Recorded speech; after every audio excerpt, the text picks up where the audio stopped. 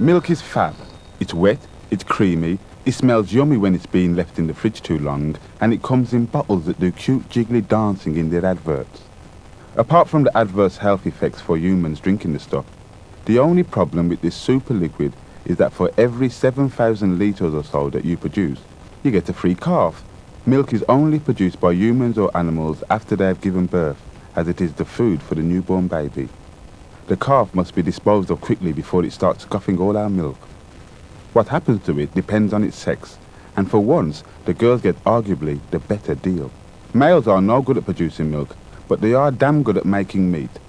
A couple of days after being born, most of them will go off to join a beef herd and get fattened up ready to join their mates in the supermarket freezer.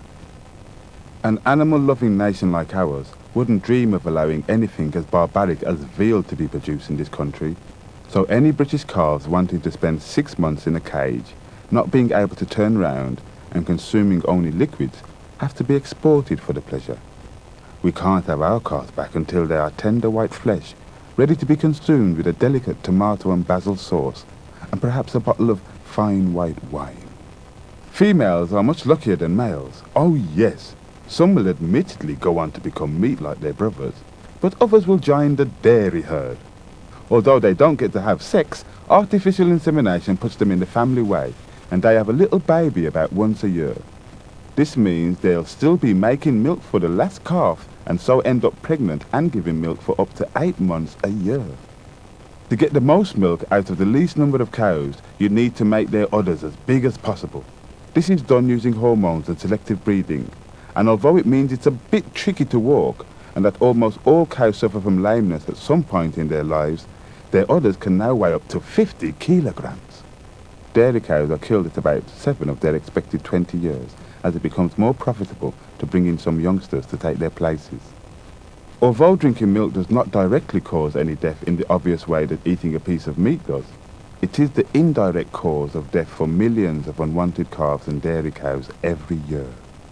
It is for these reasons that vegans do not drink milk. Eggs are equally excellent. You can fry them and poach them and boil them and make fluffy cakes with them. How else can you increase your cholesterol level by up to 12% for as little as 15p? Most vegetarians find it acceptable to eat eggs because they feel that nobody has actually died for their omelette. But to make eggs, you've got to make female chickens. And for every female you make, the law of averages says you'll also make a male. Unfortunately, male chicks are unable to perform the one function that can make cash for humans. That is, laying eggs, which means that they are nothing more than a waste of space, and almost 1 million of these surplus chicks are gassed in Britain every week.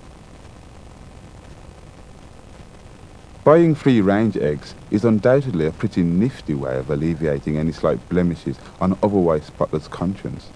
But are these male chicks really going to care how much leg room their sisters will get? As 80% of all British eggs are produced in battery units, anyone buying ready-made food containing eggs or eating eggs out at restaurants can rest assured of the small but important contribution they are making to upholding these fine institutions.